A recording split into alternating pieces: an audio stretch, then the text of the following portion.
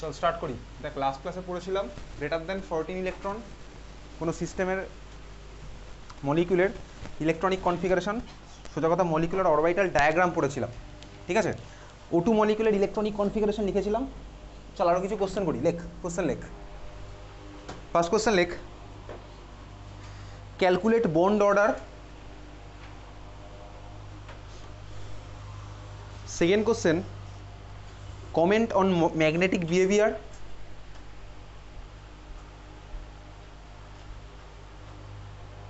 Of O2 ঠিক আছে। চল দেখ O2 মলিকুলের এগুলো কমেন্ট করতে বলেছে। ইলেকট্রনিক কনফিগারেশন লাস্ট ক্লাসে লেখা শিখেছিলাম। আমি যখনই দেখবো হচ্ছে এই ধরনের মলিকুল নিয়ে কোশ্চেন করেছে, সবার ফার্স্ট আমি দেখবো ভাই ওটার মধ্যে কতগুলো ইলেকট্রন আছে, ঠিক আছে। তাহলে শুরু করা যাচ্ছে। তাহলে আমার কাছে আছে হচ্ছে O2-ওর মধ্যে আছে হচ্ছে কটা, 8 + 8 16টা ইলেকট্রন। 16টা ইলেকট্রন হয়ে গেল।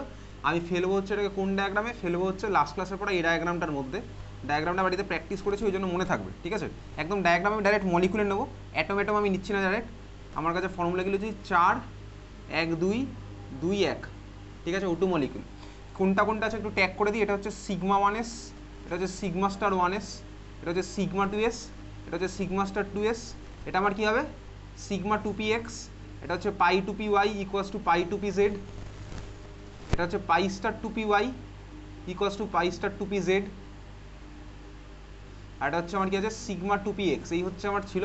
তো O2 মলিকুল 16টা ইলেকট্রন আমি এইভাবে দেবো, 1 2 স্টার, এটা 2 3 4 5 6 7 8 9 10 11 12 13 14 15 16, এই হচ্ছে আমার 16খানা ইলেকট্রন। তো ইলেকট্রনিক কনফিগারেশন লাস্ট ক্লাসে লিখেছিলাম, ঠিক আছে। এইবারে দেখ পরের কনসেপ্ট হচ্ছে বন্ড অর্ডার। বন্ড অর্ডার মানে কি? বন্ড অর্ডার মানে হচ্ছে দুখানা অ্যাটমের মাঝখানে কতগুলো বন্ড আছে একটা মলিকুলের মধ্যে, এটার কনসেপ্ট হচ্ছে বন্ড অর্ডার। আসছি সেখানে। তো বেসিক্যালি দেখ ম্যাগনেটিক বিহেভিয়ারটাকে কমেন্ট করি। তো এটা আমার ম্যাগনেটিক কী হবে ভাই, প্যারাম্যাগনেটিক ডায়াম্যাগনেটিক। চল দেখি। এর মধ্যে আমি দেখতে পাচ্ছি দুখানা দেখ লোন ইলেকট্রন আছে, সিঙ্গেল ইলেকট্রন, আনপেয়ার্ড ইলেকট্রন। তাহলে আনপেয়ার্ড ইলেকট্রন যদি থাকে এটা আমার কী হবে বলতো, প্যারাম্যাগনেটিক আর ডায়াম্যাগনেটিক। অ্যাটমিক স্ট্রাকচারও করেছিলাম, একই দেখছি একই জিনিস। এটা আমার কী হবে, প্যারাম্যাগনেটিক না ডায়াম্যাগনেটিক বল? প্যারাম্যাগনেটিক, ঠিক আছে।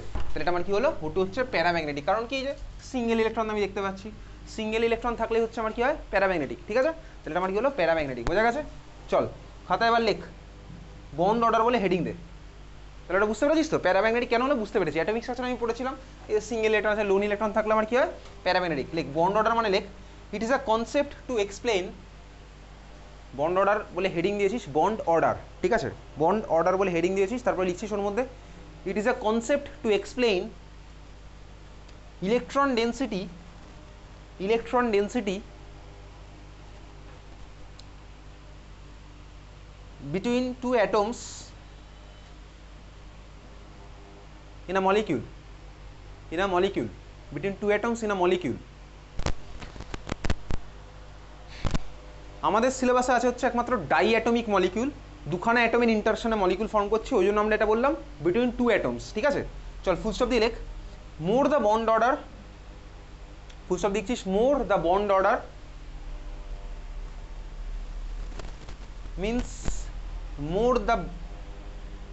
means more the electron density. More the bond order means more electron density. Full stop দিয়ে লেখ, simply we can say bond order is the, simply we can say bond order is the number of bond formed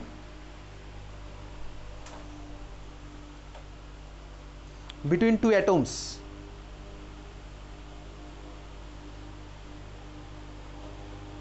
আমাদের অত কথা মনে রাখার দরকার নেই, শুধুমাত্র আমরা বন্ড অর্ডার মানে মনে রাখবো কি, number of bond between two atom, ঠিক আছে। তো স্বাভাবিকভাবেই দেখ নাম্বার অফ বন্ড যদি দুখানা অ্যাটমের মাঝখানে বেশি হয়, তাহলে ওর মধ্যে ইলেকট্রন ডেন্সিটিও বেশি হবে। তো সিম্পল হিসাব। তাহলে আমি তোকে যদি বলি আমার কাছে আছে হচ্ছে O2 মলিকিউল, তো O2কে আমি ক্লাস 10-এ এইভাবে আঁকতাম, O ডাবল বন্ড। ধর আমি আঁকলাম হচ্ছে N2 মলিকিউল, দুখানা নাইট্রোজেনের মাঝখানে ছিল, যেটা ট্রিপল বন্ড ছিল। দেখ আমি বুঝতে পারছি, তুই বল দেখি দুখানা অ্যাটমের মাঝখানে ইলেকট্রন ডেন্সিটি কোথায় বেশি, দুখানা অ্যাটমের মাঝখানে ইলেকট্রন ডেন্সিটি কোথায় বেশি হবে, নাইট্রোজেন। তার মানে এখানে 3খানা বন্ড আছে, তো এখানে 2খানা বন্ড আছে। তো আমি জানি একটা বন্ড মানে 2টো ইলেকট্রন হয়, তো এখানে 2খানা বন্ড মানে টোটাল 4খানা ইলেকট্রন হবে। এখানে 3খানা বন্ড মানে টোটাল 6খানা ইলেকট্রন হবে, তাহলে স্বাভাবিকভাবে ইলেকট্রন ডেন্সিটি আমার এখানে বেশি, ঠিক আছে। তো আমি কী বলবো বলতো, এই মলিকুলে বন্ড অর্ডার কত 2, এই মলিকুলে বন্ড অর্ডার কত 3, আমাদের এটাই লাগবে, ঠিক আছে। নাম্বার অফ বন্ড বিটুইন দুখানা অ্যাটমের মাঝখানে যতগুলো আছে সেটা হচ্ছে বন্ড অর্ডার হবে, ওকে। এই বন্ড অর্ডারের ভাই ক্যালকুলেশন কোথা থেকে এসছে সেটাই আমি তখন লিখবো, এই ফর্মুলাটা আমাদের মনে রাখতে হবে। লেখ, একটা ফর্মুলা লিখছি, ঠিক আছে। তোকে তো এরকম স্ট্রাকচার দিয়ে জিজ্ঞেস করবে না, তোকে এখান থেকে বন্ড অর্ডার বার করতে হবে, ঠিক আছে, এই ডায়াগ্রাম থেকে। লেখ, বন্ড অর্ডারের ফর্মুলা লিখছিস, bond order equals to number of electron something minus something divided by something হবে। তোকে আগেই বলে দিচ্ছি, ততটা তুই জায়গা রাখবি, ঠিক আছে। Something minus something divided by something. লেখ, number of electron in BMO, খোলা আছে, number of electron in BMO minus number of electron in ABMO, পুরোটা ডিভাইডেড বাই 2, যেহেতু আমাদের ডাইঅ্যাটমিক আছে ওই জন্য ডিভাইডেড বাই 2। এই ফর্মুলাটা বক্স করে রাখ, করে মুখস্থ করে ফেলতে হবে এখন, ঠিক আছে। Number of electron in BMO minus number of electron in ABMO divided by 2, এটা হচ্ছে বন্ড অর্ডারের formula. Number of electron in BMO minus number of electron in ABMO divided by 2 হয়ে গেছে মুখস্থ। বিএমও তো টোটাল ইলেকট্রন মাইনাস এবিএমও তো total electron divided by 2, ওকে। আচ্ছা, তাহলে এবার বার করি O2 মলিকুলার বন্ড অর্ডার কত। কোশ্চেন আমার বলেছিল O2 মলিকুলার বন্ড অর্ডার কত, তাহলে বার করা যাক O2 মলিকুলার বন্ড অর্ডার কত। আমি দেখবো যে বিএমও তে কটা ইলেকট্রন আছে, ঠিক আছে। চল দেখা যাক O2 তে বিএমও তে কটা ইলেকট্রন আছে। এটাতে, এটা বল, এটা বিএমও না এবিএমও, এটা বন্ডিং না অ্যান্টি বন্ডিং, এটা বিএমও। তাহলে কাউন্ট করা যাক বিএমও তে কটা ইলেকট্রন আছে O2 এর ক্ষেত্রে, 2, তারপরে 2 4, 2 6, 7 8 9 10, বোঝা গেল।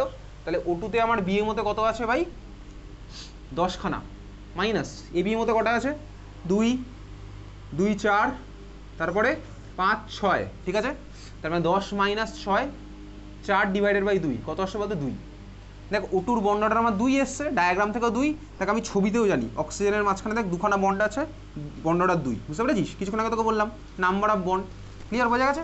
তাহলে আমার কী হলো বলতো, দেখ ডায়াগ্রাম থেকেও পাচ্ছি কটা বন্ড হলো আমার, দুখানা বন্ডই হয়েছে, বন্ড অর্ডার আমার 2 হয়েছে, ঠিক আছে। তাহলে বিএমও তো ইলেকট্রন মাইনাস এবিএমও তো ইলেকট্রন ডিভাইডেড বাই 2। বিএমওতে আমি কাউন্ট করলাম, সেগুলো হবে বিএমও যেগুলোর মাথায় স্টার নেই, এবিএমও আমার কোনগুলো হবে যেগুলোর মাথায় স্টার আছে, বোঝা গেছে, এত অবধি বুঝতে পেরেছিস।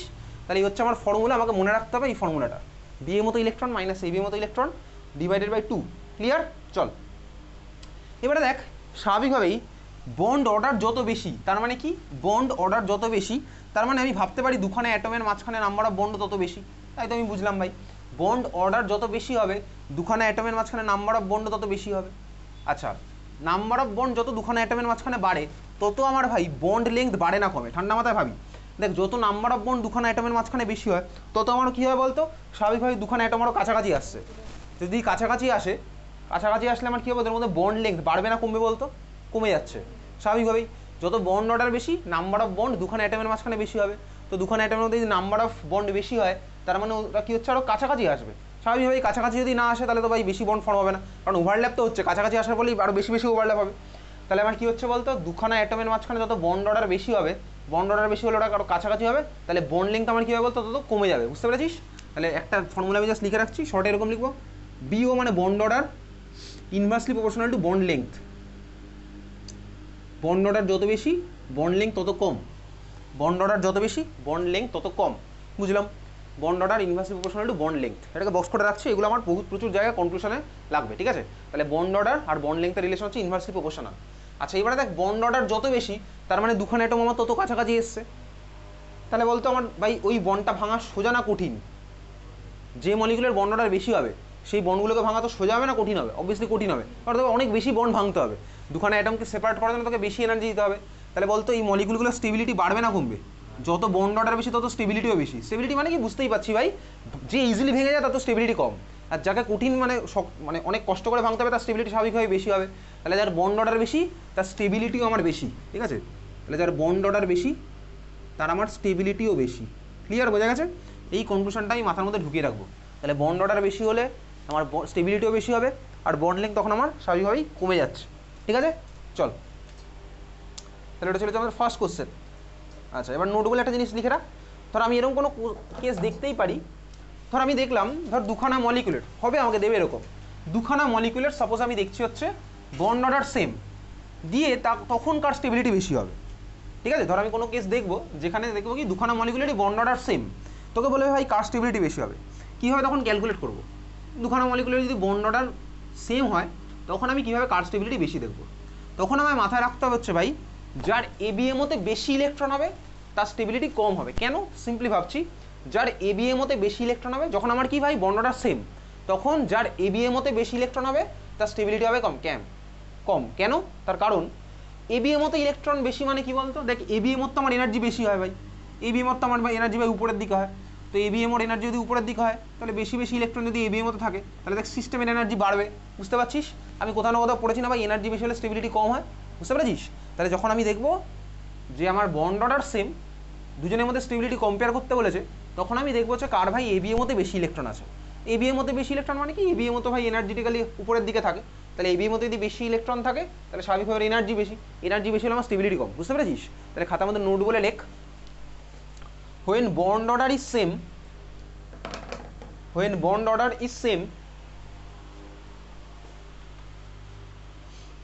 then ABMO with more number of electron will be less stable. ঠিক আছে? then ABMO with more number of electron will be less stable. বা আমি চাইলে এরকমও লিখতে পারি, ABMO with lower number of electron will be more stable. আমি লিখেছি এটা যে ABMO with more number of electron is less stable, একই কথা। বোঝা গেছে? তাহলে আমি কি বুঝলাম, বন্ড অর্ডার, বন্ড লেংথ আর স্টেবিলিটি রিলেশন আমি বুঝে গেছি। ওকে, ক্লিয়ার? চল এবারে পরের কোশ্চেন লিখবো। লেখ নেক্সট কোশ্চেন।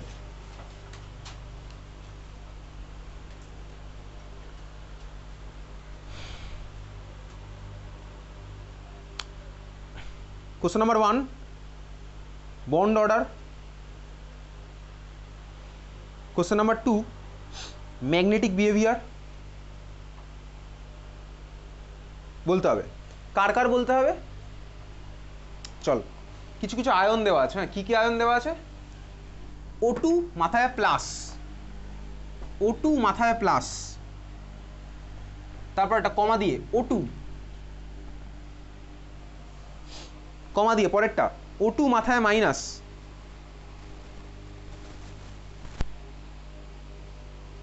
তারপর একটা O2 মাথায় -2। ঠিক আছে, এই চারটে আয়ন দেওয়া আছে, এদের আমরা এইসব কমেন্টগুলো করব। আচ্ছা, O2 মাইনাস আয়নটা একটা নাম আছে, নামটা লেখ। O2 মাইনাস আয়নের নাম হচ্ছে লেখ সুপার অক্সাইড। O2 মাইনাস আয়নের নাম হচ্ছে সুপার অক্সাইড। ঠিক আছে, O2 মাইনাস আয়নের নাম হচ্ছে সুপার অক্সাইড। লিখেছিস? আচ্ছা, আর এটা যেটা O2 -2 নাম লিখবি হচ্ছে পারক্সাইড।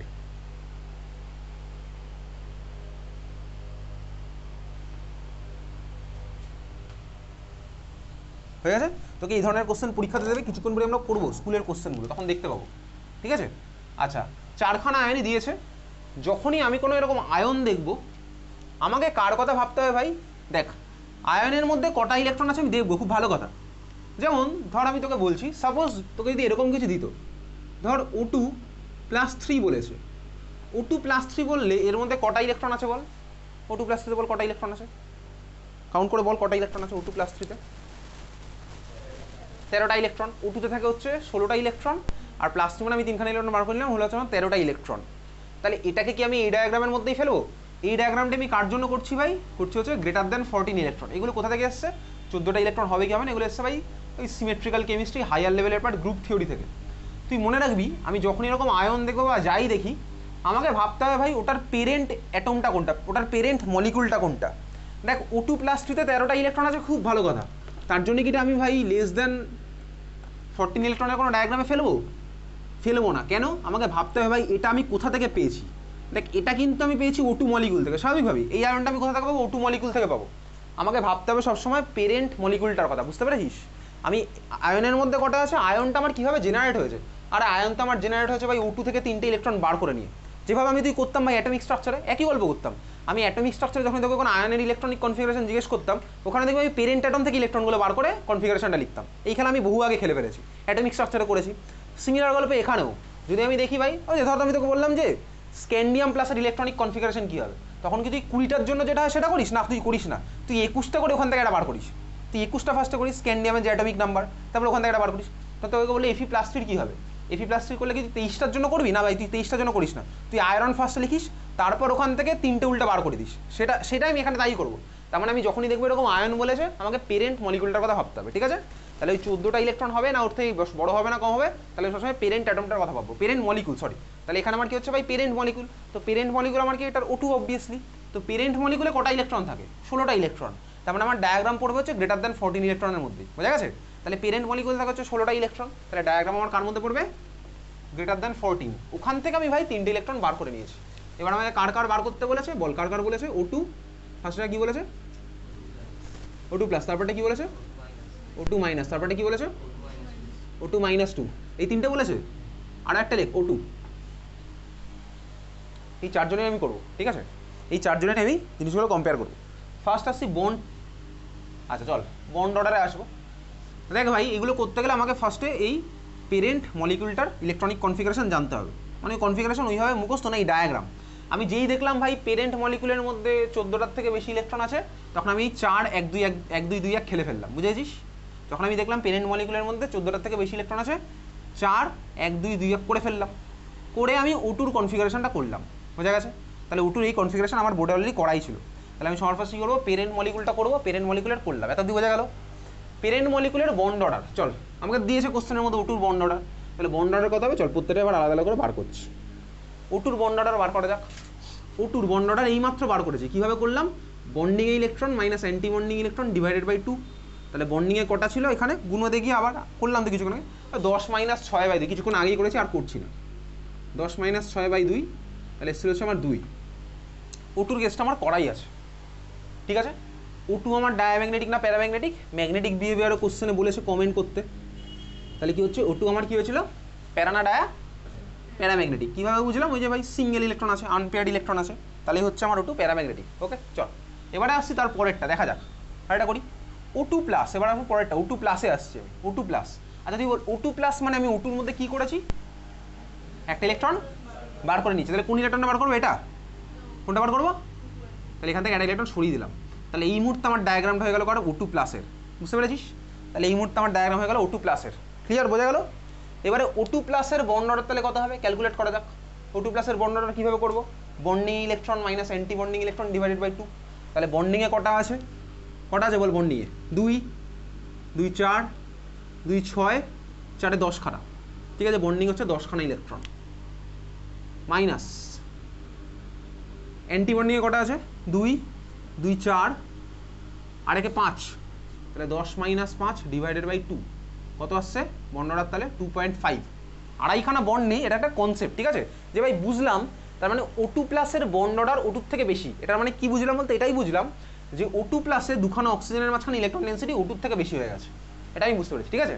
তাহলে O2 প্লাসে আমার দুখানা অক্সিজেনের মাঝখানে ইলেকট্রন ডেন্সিটি O2 থেকে বেশি, এটা আমি বুঝতে পারলাম, বোঝা গেল। তাহলে O2 প্লাস আমার কাছে ক্লিয়ার হয়েছে। ম্যাগনেটিক বিহেভিয়ার কী হবে, এটা ডায়াম্যাগনেটিক না প্যারাম্যাগনেটিক, প্যারাম্যাগনেটিক, চলো এটা আমার হচ্ছে প্যারাম্যাগনেটিক। O2 প্লাস হয়ে গেল। নেক্সট কোশ্চেন আমার বলেছে O2 মাইনাসের, করা যাক O2 মাইনাস। তাহলে O2 মাইনাস করতে গেলে আমি, এটা ছিল O2, বুঝতে পারছিস। O2 মাইনাস করতে গেলে আমি কি করবো বল, O2 থেকে O2 মাইনাসে কনভার্ট করতে গেলে আমি কি করতে হবে, একটা ইলেকট্রন জোরে বল অ্যাড করতে হবে, ঠিক আছে। তাহলে কোথায় অ্যাড করবো, সিগমা স্টার 2p(x) এ কোথায় অ্যাড করবো বল, পাই স্টার 2p বাই, তাই তো, পাই স্টার 2p বা পাই স্টার 2p যে কোনো একটা করবো। তাহলে আমি একটা ইলেকট্রন এখানে অ্যাড করলাম, এই মুহূর্তে আমার এটা হয়ে গেল কি O2 মাইনাসের ইলেকট্রনিক কনফিগারেশন। তাহলে O2 মাইনাসের ইলেকট্রনিক কনফিগারেশন এটা হয়েছে। O2 মাইনাসের বন্ড অর্ডার কত হবে বার করা যাক, বন্ড অর্ডার। তাহলে সিগমাতে minus bonding minus anti bonding divided by 2। বন্ডিংয়ে কটা আছে, বন্ডিংয়ে তো সেমই আছে, বন্ডিংয়ে তো কোনো এফেক্টই বলো না, 2 2 4 2 6 4 10, বন্ডিংয়ে আমার কোনো এফেক্টই বলো না। মাইনাস অ্যান্টি বন্ডিংয়ে কটা হলো ভাই, কটা হচ্ছে বলতো অ্যান্টি বন্ডিংয়ে, গুনে বল, 2 2 4 3 7, 10 - 7 ডিভাইডেড বাই 2 কত হলো অ্যান্সার, 10 - 7/2 1.5 হচ্ছে আমার O2 মাইনাসের বন্ড অর্ডার। O2 মাইনাসের বন্ড অর্ডার কত হলো 1.5, বুঝে গেলাম। প্যারাম্যাগনেটিক হবে না ডায়াম্যাগনেটিক হবে বল, প্যারাম্যাগনেটিক। আমাদের নেক্সট কোশ্চেন অ্যান্সার আসলো প্যারাম্যাগনেটিক। তারপরটা O2 - 2, O2 - 2 তে আমি কি করবো, আমার তো O2 মাইনাস আঁকাই আছে, O2 মাইনাসের মধ্যে আরেকটা ইলেকট্রন অ্যাড করে দেখ O2 - 2 হয়ে যাবে। তাহলে O2 মাইনাসটা আমি কীভাবে করছি, করা যাক। O2 মাইনাসের মধ্যে আরেকটা ইলেকট্রন অ্যাড করে দিই, তাহলে এর মধ্যে আরেকটা ইলেকট্রন এখানে অ্যাড করলাম, বুঝতে পারলি? এই মুহূর্তে আমার একটা ডায়াগ্রামটা কার হয়ে গেল, O2 মাইনাস 2 এর ডায়াগ্রাম হয়ে গেল। ঠিক আছে, হয়ে গেল হচ্ছে O2 মাইনাস 2, O2 মাইনাস ছিল, আরেকটা ইলেকট্রন অ্যাড করলাম, হয়ে গেল O2 মাইনাস 2, তাহলে ডায়াগ্রামটা হয়ে গেল O2 মাইনাস 2 এর ডায়াগ্রাম, বুঝতে পারছিস? তাহলে বল এবার বন্ড অর্ডার কথা বল। এক, বন্ডিংয়ে আছে 10টা, মাইনাস অ্যান্টি বন্ডিংয়ে গুনবি, অ্যান্টি বন্ডিং কটা আছে 2 2 4 আর 4 8খানা, তাহলে 10 মাইনাস 8 ডিভাইডেড বাই 2 কত হলো, বন্ড অর্ডার 1। এত কি ক্লিয়ার বোঝা গেছে? তাহলে এটা আবার ডায়াম্যাগনেটিক না প্যারাম্যাগনেটিক, এটা এবার হয়ে গেল ডায়াম্যাগনেটিক। চলো এটা হয়ে গেছে আমার ডায়াম্যাগনেটিক। তাহলে এই হচ্ছে আমি 4 জনের সব কিছু বার করলাম যেগুলো আমার কোশ্চেনে বার করতে দিয়েছিল। এইবার এই 4টে স্পিসিসে দেওয়া আছে, এদের স্টেবিলিটির অর্ডার কী হবে, ঠিক আছে? তাহলে পরের কোশ্চেন লেখ, ওর সাথে এডিশনাল কোশ্চেন লিখে রাখ, ওটার সাথে অ্যাড করে রাখ না কোশ্চেন, লেখ order of stability. Order of stability, order of stability বলতে কী হবে বল, এদের স্টেবিলিটির অর্ডার কী হবে বল? Greater than less than sign দিয়ে বলবি, বল মুখে বল, বল।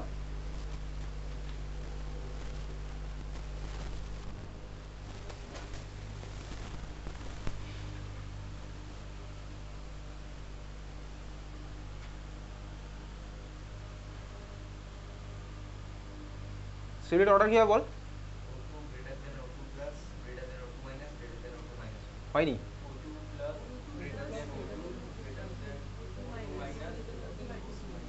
বন্ড অর্ডার যত বেশি তাহলে হচ্ছে আমার স্টেবিলিটি তত বেশি, ঠিক আছে? তাহলে সবচেয়ে বেশি মধ্যে কী হলো O2 প্লাস, তারপরে কি হচ্ছে O2, তারপরে কি হলো O2 মাইনাস, তারপরে হচ্ছে O2 মাইনাস 2, এই হচ্ছে এদের স্টেবিলিটির অর্ডার, ঠিক আছে? চলো এই ধরনের কোশ্চেন তোর বোর্ডে আসবে। পরের কোশ্চেন লেখ, বোর্ডে মানে স্কুলের এক্সামে।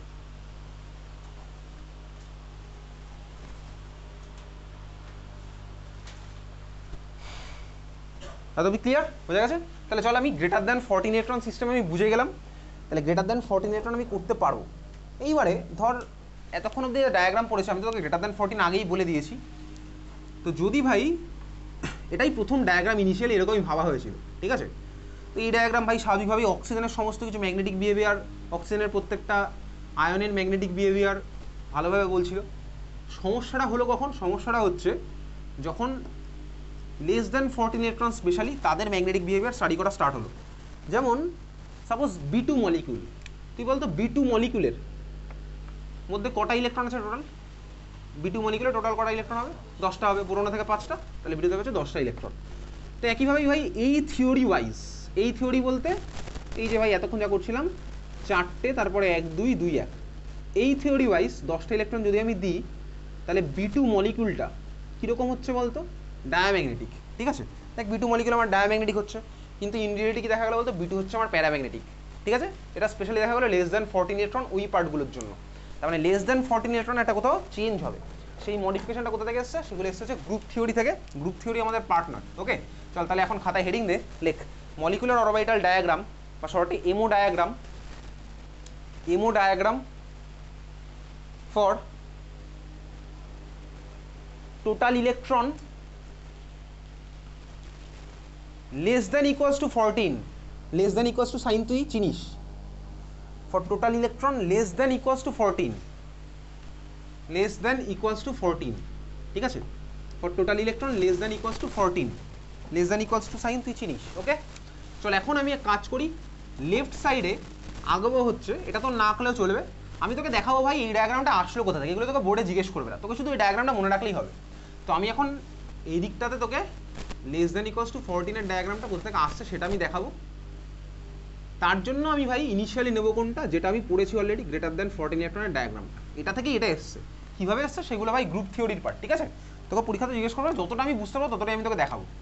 চল দেখ, এই ছিল হচ্ছে আমার বেসিক ডায়াগ্রামটা, গ্রেটার দ্যান 14 এর ডায়াগ্রাম ছিল হচ্ছে আমার বেসিক্যালি এটা, সিগমা 4খানা এরকম আছে, তারপরে আছে হচ্ছে 1টা 2টো 2টো 1টা, চাইলে আমি এরকম রাখতে পারি, চাইলে আমি বক্স করে রাখতে পারি। যেহেতু এটা আমার অলরেডি প্র্যাকটিস করা আছে, ওই জন্য আমি এখন সময় বাঁচানোর জন্য এটাকে বক্স করে রাখছি না, দাগ দিয়ে দিয়ে রাখলাম, ঠিক আছে? কিন্তু আমি ওই সাইডে গিয়ে ওটাকে বক্স করে রাখবো, কারণ পরীক্ষাতে তো ওটা মনে রাখতে হবে, ওই জন্য আমি ওই সাইডে গিয়ে ওটাকে বক্স করে রাখবো, ঠিক আছে? চলো এটা ছিল হচ্ছে আমার বেসিক ডায়াগ্রামটা, sigma 1s, sigma star 1s, sigma 2s, sigma star 2s, sigma 2px, pi two p y equals to z লিখলাম শর্টে এখন, pi star two p y equals to z লিখলাম, sigma star two p x লিখলাম, ঠিক আছে। তো এগুলো হচ্ছে সিমেট্রিক্যাল কেমিস্ট্রির পার্ট, ঠিক আছে। সিমেট্রি বলে একটা জিনিস আছে, সিমেট্রির জন্য ভাই অনেক রকমের ইন্টারাকশন হয়, এখানে দুখানা অরবিটালের মধ্যে আবার ইন্টারাকশন হবে, সেগুলো সিমেট্রির পার্ট। একটা সিম্পল জিনিস জাস্ট মনে রাখবো, তোকে পরীক্ষাতে জিজ্ঞেসই করবে না এখন, এটা জাস্ট ওই ডায়াগ্রামটা ফাইনালি আঁকতে দেবে। কিছু কিছু ইন্টারাকশন হয়, কার কার মধ্যে ইন্টারাকশন হয়, সবার ফার্স্ট কন্ডিশন হচ্ছে আমার ভাই সেম শেলের মধ্যে থাকতে হবে, ঠিক আছে। সেম শেল, সেম সিমেট্রি, এদের মধ্যে ইন্টারাকশন হবে। কি বললাম ভাই? সেম শেল আর সেম সিমেট্রি, এদের মধ্যে আমার ইন্টারাকশন হবে, ঠিক আছে। সেম শেল আর সেম সিমেট্রি, এদের মধ্যে আমার হচ্ছে ইন্টারাকশনটা। তাহলে এবার দেখ তুই সিগমা ওয়ান এস, আমি যদি ভাবি একদম সিম্পলি সেম শেল আর সেম সিমেট্রি, এটার মানে কি সিগমা ওয়ান এস আর সিগমা স্টার ওয়ান এস, এরা ভাই সেম শেলের মধ্যে আছে, বুঝতে পারছি। এটা হচ্ছে আমার ভাই 1 নাম্বার শেলের মধ্যে আছে, বোঝা গেছে। 1 নাম্বার শেলের ভাই সিগমার সাথে যদি আমার 1 নাম্বার শেলে আর কোনো সিগমা থাকতো, ওর ভাই ইন্টারাকশন হতো। কি বললাম ভাই? যদি 1 নাম্বার শেলে সিগমার সাথে 1 নাম্বার শেলে আর কোনো সিগমা থাকতো, তাহলে ওর ইন্টারাকশন হতো। কিন্তু দেখ 1 নাম্বার শেলে তো আর কোনো সিগমা নেই। সিমিলারলি দেখ sigma star in one S, one এসেও যদি আমার ভাই সিগমা স্টারের সাথে আরও কোনো সিগমার সাথে তো ওর ইন্টারাকশন হতো, কিন্তু দেখ এখানে কিছুই নেই, তাহলে ভাই এদের কোনো ইন্টারাকশন হবে না, ভাই যে তার জায়গাতে এনার্জিক্যালি থাকবে, এরা যেখানে ছিল ওরা এনার্জিক্যালি সেখানেই থাকবে, বুঝতে পেরেছিস? আগে আমি আঁকছি, তারপর তুই আঁকিস, তোকে এই পার্টটা না আঁকলেও চলবে। এত তুই বুঝেছিস? তাহলে কি বললাম? সেম শেল আর সেম সিমেট্রির মধ্যে আমার হচ্ছে ইন্টারাকশনটা। তো যদি ভাই আমার একের মধ্যে আর কোনো সিগমা থাকতো, তাহলে হয়তো সিগমা মানুষের সাথে ওর একটা ইন্টারাকশন হতো, ভাই এনার্জি বেড়ে যেত, কমে যেত। এখানে তো ভাই আর কেউ নেই, তাহলে এদের এনার্জি যেখানে ছিল সেখানেই থাকবে। তাহলে চল এখানে আমি আঁকছি, আমি ফার্স্ট আঁকি, তারপরে তুই আঁকিস, আমি আপাতত দাগ দিয়ে কি তারপরে বক্স করে দেবো এটাকে, এটা যেখানে ছিল এটা সেখানেই থাকলো। এবার তারপরে দেখ, এটা কিন্তু পুরো স্টার্ট হয়ে গেল ভাই 2 নাম্বার শেল, এটা আমার পুরোটা 2 নাম্বার শেল স্টার্ট হয়ে গেছে, বুঝতে পারছিস? একইভাবে দেখ এইবার এখানে কিন্তু আছে, দেখ 2 নাম্বার শেলে 2s এর সাথে, দেখ 2 নাম্বার শেলে 2 আছে, 2 নাম্বার শেলে দেখ সিগমা কিন্তু আছে, সিগমা আছে, এই সিগমা, দুখানা সিগমা আমি দেখতে পাচ্ছি, দেখা যাচ্ছে এখানে। তাহলে ভাই 2 নাম্বার শেলের এই সিগমাটার সাথে 2 নাম্বার শেলেরই এই সিগমাটা ইন্টারাকশন হবে। ইন্টারাকশন আমার কী হবে? দেখ এরা দুজন এনার্জিটিক্যালি এখানে ছিল, এনার্জিটিক্যালি ভাই একজন বাড়বে একজন কমে যাবে, ঠিক আছে। এটা সিমেট্রিক্যাল কেমিস্ট্রির পার্ট। তাহলে ভাই 2 নাম্বার শেলে দেখ এটাও সিগমা এটাও সিগমা, এটা এখানে আছে ভাই, একজন বাড়বে একজন আমার কমে যাবে, ওকে। তাহলে চল, এইটা আমার যেহেতু নিচে আছে, এটা আমার কমে গিয়ে, সাপোজ এটা ছিল হচ্ছে এরকম লেভেলে, আর একটু ছবিটা একটু উপরে আঁকি, তাহলে এটা আমার কমে গিয়ে এখানে আসলো, এটা যতটা কমবে ওটা আমার উপরে ততটা বাড়বে, ঠিক আছে, বুঝতে পারছিস? এবার এই ছবিটা এখানে, এটা এখানে আছে, এটা আমার এখানে কমেছে, এটা আমার এখানে বাড়বে, ঠিক আছে, বেড়ে এটাকে ক্রস করে বেরোবে, ক্রস করে বেরিয়ে এখানটাতে আসছে। চলো এটা আমি দেখলাম ভাই কমেছে আর বেড়েছে। তারপর একটা আসি, তাহলে সিগমার মধ্যে ইন্টারাকশন আমি দেখলাম। তারপর একটা দেখ সিগমা স্টার আছে, এখানেও দেখ সিগমা স্টার আছে, 2 নাম্বার শেলের মধ্যে এই সিগমা স্টার, এদের মধ্যে একই গল্প হবে, বোঝা যাচ্ছে? তাহলে এখানেও দেখ সিগমা স্টারের সাথে এই সিগমা স্টার একটা জিনিস হবে, তাহলে এই সিগমা স্টার আর এই উপরের সিগমা স্টার, এদের মধ্যে কী হবে বলতো? একজনের কমবে একজনের বাড়বে, এই দুজনের মধ্যে কী হবে? একজনের কমবে একজনের বাড়বে। তাহলে চল এই সিগমা স্টারটা আমার কমে এখানে এসছে, আর এই সিগমা স্টারটা আমার বেড়ে এখানে গেছে, এটা আমার হয়েছে। তারপর একটা আসি ভাই, তাহলে এটা আমার হয়ে গেল।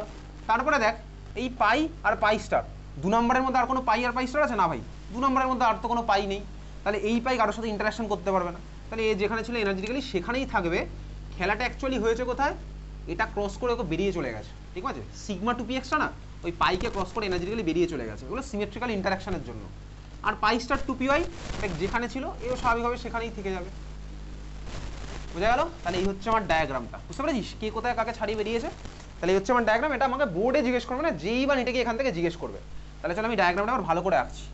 তাহলে এটা হচ্ছে একটা বক্স, প্রথম বক্সটা হলো, তারপরে দেখ এটা হচ্ছে সেকেন্ড বক্সটা, লাস্ট ক্লাসে এরকম বক্স ফরম্যাটে, এটা হচ্ছে আমার থার্ড বক্সটা, এটা হচ্ছে আমাদের ফোর্থ বক্সটা। তাহলে এই মাঝের পার্টটা কিন্তু আমার পরীক্ষাতে আঁকতে হবে। তারপরে দেখ আমার চলে এসছে আবার এখানে দুখানা বক্স, তারপরে আমার একটা বক্স, আবার দুখানা বক্স, তারপরে চলে এসছে আবার একখানা বক্স। এত কি ক্লিয়ার, বোঝা গেছে? তাহলে এবার আমি এগুলোকে ট্যাগ করব, চল করা যাক। প্রথমটা আমার কি হবে? যা ছিল তাই আছে, সিগমা 1s। তারপরটা আমার কি হচ্ছে ভাই? Sigma star 1s। তারপরটা কি হচ্ছে? Sigma 2s। তারপরটা কি হচ্ছে? Sigma star 2s। তারপরটা আবার কি হয়ে গেল ভাই? Pi two p y equals to pi two p z. তারপরটা কি হচ্ছে? Sigma two p x. তারপরটা কি হলো? Pi star two p y equals to pi star two p z. আর একদম উপরটা কি হচ্ছে সিগমা স্টার 2p(x). তাহলে পরীক্ষাতে আমার মনে রাখতে হচ্ছে একদম ডাইরেক্ট এই ডায়াগ্রামটা। ওকে, চলে গিয়ে ফেলে এটা।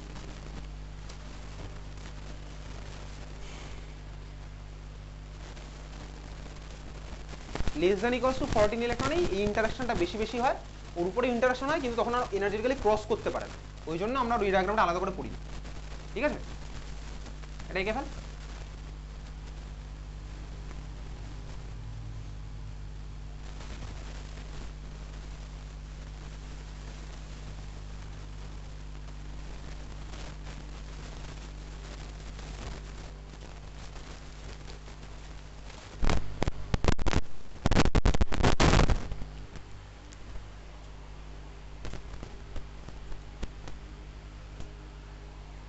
তাহলে ডায়াগ্রামটা আগের দিন অবধি ছিল 4 1 2 2 1, ঠিক আছে? এখন ডায়াগ্রামটা গেলে অবধি 4 2 1 2 1, নিচে থেকে দেখতে পাচ্ছি 4 2 1 2 1 হয়ে গেছে ডায়াগ্রামটা। তাহলে গ্রেটার দ্যান 14 ইলেকট্রন হলে আমি মনে রাখতাম 4 1 2 2 1, আর less than equals to 14 electron যেই হচ্ছে আমার হয়ে গেল ডায়াগ্রামটা বলতে কি 4 2 1 2 1। এটা আমার মনে রাখার টেকনিক, তুই বাড়িতে প্র্যাকটিস করে তোর মতন মনে রাখতে পারিস, সেখানে আমার কোনো হাত নেই। ঠিক আছে, less than equals to 14 electron যখন দেখলাম আমি মনে রাখি এরকম 4 2 1 2 1, এই যে 1 2 3 4 2 1 2 1। এবার ট্যাগগুলো তোকে মনে রাখতে হবে পরীক্ষার সময়, তোকে পরীক্ষাতে বলে দেবে কোনটা ইন্টারনিউক্লিয়ার অ্যাক্সিস, সেই মতন তোকে সিগমাটা মডিফাই করতে হবে। আগের দিন বলেছিলাম পাই এর পার্টে গিয়ে সিগমাটা তোকে সেই মতন মডিফাই, ঠিক আছে? তাহলে হয়ে গেছে মুখস্থ 4 2 1 2 1, আর তোর ডায়াগ্রামটা তুই খাতার মধ্যে আঁকলি। নিচের দিক থেকে কি হচ্ছে সিগমা 1s, তারপরটা সিগমা স্টার 1s, তারপরটা হচ্ছে সিগমা 2s, তারপরটা সিগমা স্টার 2s, তারপরটা চলে আসলে এবার পাই 2py equals to pi 2pz, তারপরটা হয়ে যাচ্ছে সিগমা 2px, তারপরটা হচ্ছে pi star 2py equals to pi star 2pz, একদম উপরেরটা আবার হয়ে গেল সিগমা স্টার 2px। ঠিক আছে, ডায়াগ্রামটা মুখস্থ করে ফেল নিচ থেকে উপরের দিকে।